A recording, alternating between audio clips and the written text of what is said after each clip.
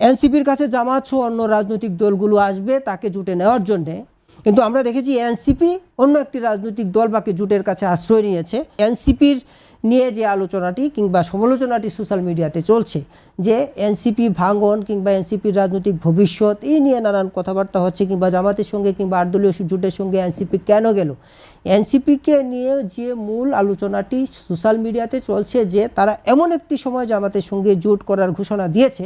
পদ্মা সেতু, metro rail এবং elevated expressway নির্মাণের গর্বিত অংশীদার বসুন্ধরা সিমেন্ট। এনসিপির অন্যান্য প্রার্থীরা তার আর মনোনয়ন দাখিল করার মতো তার আর সেই সময়টুকু সুযোগটুকু দেয়নি। এটা হচ্ছে একটি এনসিপির আসলে নিশ্চয়ই এনসিপি এই ব্যাপারে ব্যাখ্যা দিবে। আরটি হচ্ছে যে এনসিপি সম্মুখ সারির গণঅভ্যুত্থানের একটি রাজনৈতিক দল।